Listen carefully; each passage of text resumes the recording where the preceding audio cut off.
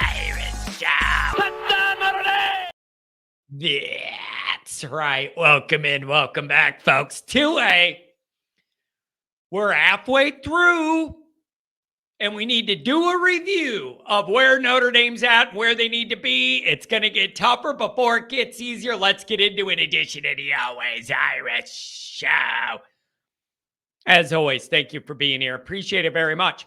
As always, you can find the program on YouTube. Do it. Subscribe if you haven't yet. Appreciate it very much.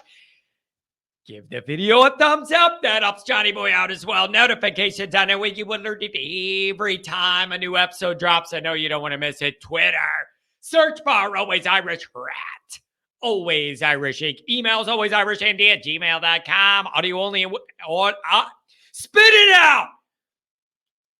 Audio only. Anywhere you want it, you can get it. The call-in lines are popping. I can't get enough people on. 312-988-15. You tell Johnny all the things you've heard and seen. Instagram, Facebook, Always Irish Inc., USA Today, Fighting Irish Squad. Read all about it.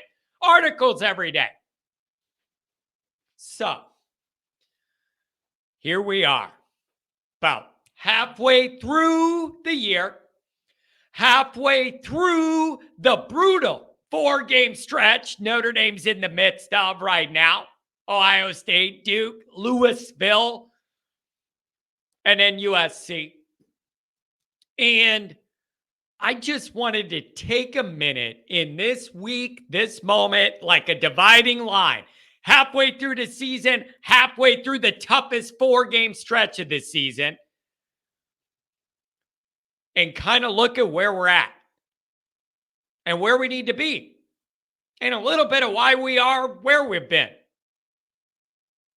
So this isn't overcomplicated. This isn't some existential exercise. I just want to take a time out for a minute and ask myself, where are we at? Where is this all at?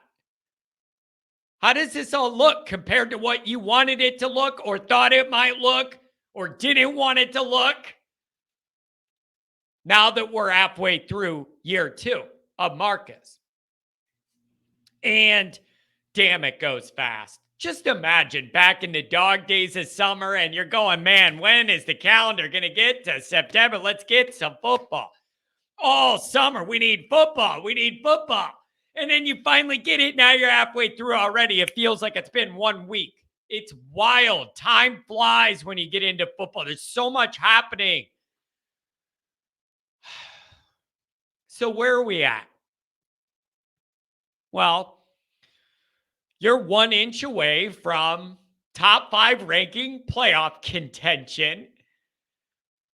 And you're also 1 play away from totally being out of it and having 2 losses before you're halfway through the year, and everybody wants Freeman gone and Hartman sucks and everybody's jumping off bridges.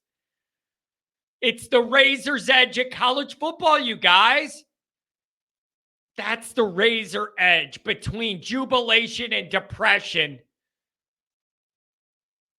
And 2 weeks ago, the 1 play you needed went against us. And then 1 week later, we needed 1 and we got it, man. That's why you love this sport.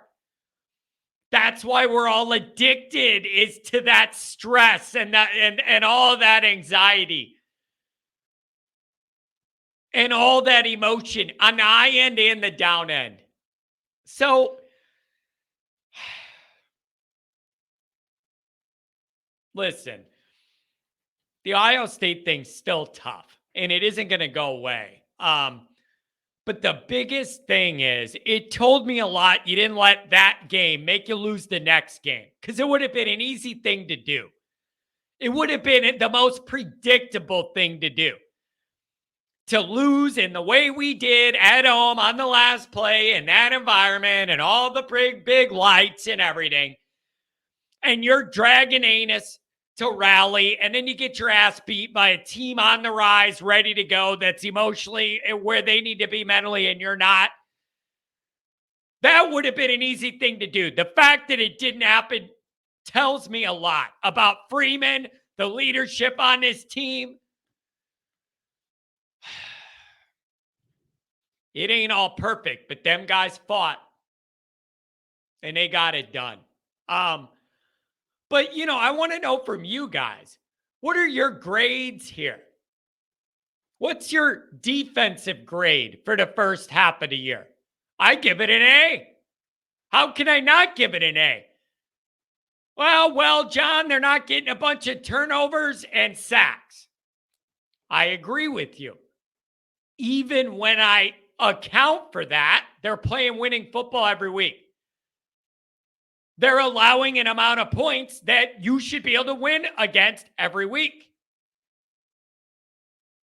So I agree. The turnovers aren't enough, and the havoc behind the line of scrimmage, lost plays, sack strips, all that just absolute havoc.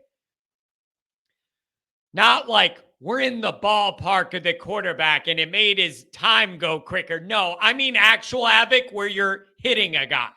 We're not getting enough of that. But the points they allow is enough. Notre Dame should win every game. That's an A effort then. Special teams, C minus.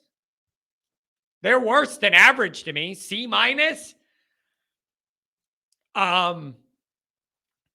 Everything's regressed. Less than 50% from field goals. The punts have not been great. The coverages have not been great. You're not blocking any kicks and you don't get any returns. Regression across the board in special teams. Hate it. Hate it. C minus.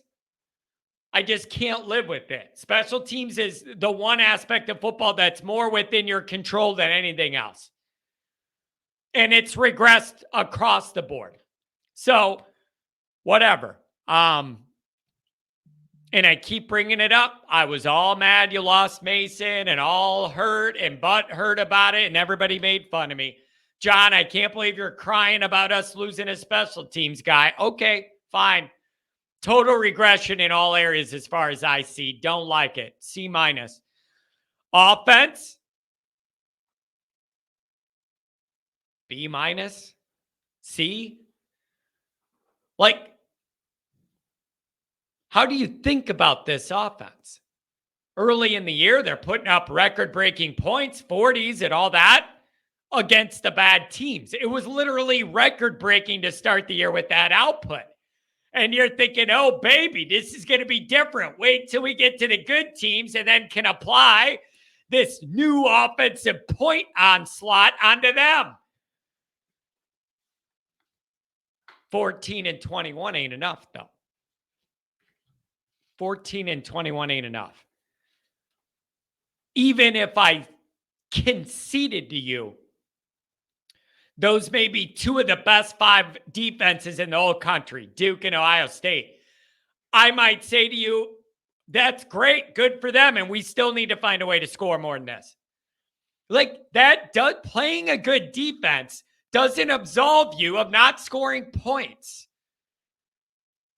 I can acknowledge that they're good and still say we should have been able to do more. They could both be true. Just because they're really good doesn't mean it's okay to score 14 points in a football game. And Notre Dame moved the ball enough to put up way more points in the Duke game and the Ohio State game, especially early in the game. And they're not finishing it off. So, there's things to like offensively, and then there's starting to be things not to like, such as you got a wide receiver room that was already hurting for depth and skill and reliability, and now those guys are literally hurting, and it puts a hurting on everything. So let's look at where we're at. Health, yeah, would be nice to have a bye and to not play 8 weeks in a row before you have a bye. And the last game when your tank's on empty and you're all beat up is USC. Then you get a bye. Thanks. No. Health, little bit of an issue. Would be nice to have a bye in here before USC. Missed tackles, issue. Man, telling you, for the lack of all out pressure and a bunch of turnovers and all that and the missed tackles this team has, that defense is really good in spite of all those things. So the missed tackles got to get cleaned up. Halfway through the year, that's still a problem. Notre Dame's still ranked at the bottom in that area, and that ain't good enough.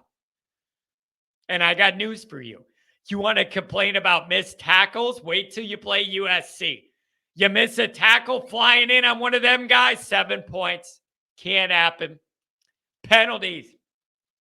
That's another thing that's become a problem this year. Missed tackles, penalties. Clean it up. Gotta clean it up. We hit special teams. Don't like it. Regression. Offensively.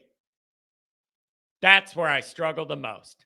And the morning call-in show, people were struggling with it too.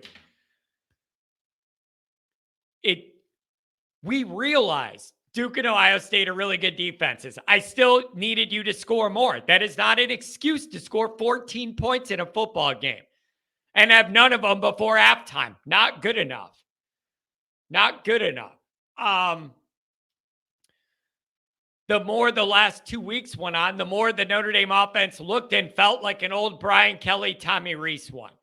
Less creativity, not really trying to be that aggressive enough, predictable, not a lot of movement, not a lot of deception. Predictable. I keep going back to predictable. What they were going to do against Duke got predictable. And it's like, how much of that is credit the good teams we're playing? How much of that is Notre Dame's got injuries and wide receivers they don't fully trust? How much of that is the offensive line comes and goes with their peak effectiveness at times? How much of it is whatever Parker has in his mind? Is it the right or wrong thing to have in his mind and the way he wants to build this out? I genuinely thought with Sam Hartman here this year, we would see a more aggressive attempt at playing offense. Meaning, you're playing Ohio State. To me, that's the game. You need Hartman to take some chances. Because what we did wasn't good enough. We weren't good enough to put together a bunch of 12, 13 play drives, little at a time down the field. Trying to do that is a reason we only scored 2 touchdowns. I would have liked to see some bigger chunks gained, some calculated risks taken by Hartman. I thought that's what he was in here for. Not to be more efficient at running a boring offense. I just thought we'd see some more stuff attempted. Now, again, maybe some of that is this isn't really all the offense they want to run, but they feel limited by the personnel right now. I don't know. I don't know. But people just get nervous seeing these point totals be down the last couple of weeks, even against good teams, good defenses. So I don't know what else you could do. I mean, the wide receiver issue is still an issue. And it's going to be an issue till more guys get in the mix. Cam Williams and whatever. How about getting those running backs more involved? You have a handful of them. Get them more involved in the intermediate short passing game somehow. Along with the tight ends to help you navigate some tricky dynamics with wide receivers. You got to get creative here. You have those backs and use them. Get them out in passing concepts. Do stuff. Get creative. Get creative. But, so I don't know, you guys. It'd be nice to have a bye. It'd be nice to have better health. Penalties got to get cleaned up this second half. Missed tackles got to get cleaned up. I don't know what you do there. Hit and practice in times you usually don't. Special teams, full regression. Cannot trust field goal kicker. Hate it, 100%. And this offense needs to find a way to start peaking again heading into USC instead of being on the down slope, 14, 21 down slope production. It'd be really nice against Louisville if Notre Dame could score more than that and kind of start trending offensively back up heading into USC, where I don't care how good you feel about Notre Dame's defense, you're going to need to score some damn points to win that game. Going to need to score a lot of points. So Notre Dame's at an interesting spot.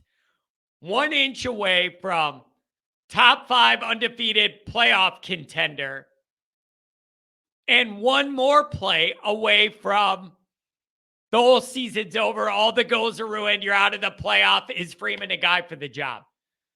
That's life in college football, you guys. Living on the razor's edge that makes it go one way or the other. It's wild. But what Notre Dame does in these next 2 games moves the needle. You beat Louisville, you beat USC, you are squarely in the playoff hunt. And if you don't beat one or you don't beat both, we're going to have some rough discussions. Let me know where you guys are at. Give me some grades on some of these units. Give me some items you're happy with and then some you want to see Notre Dame get better at in the second half. Let me know where you're at on this stuff.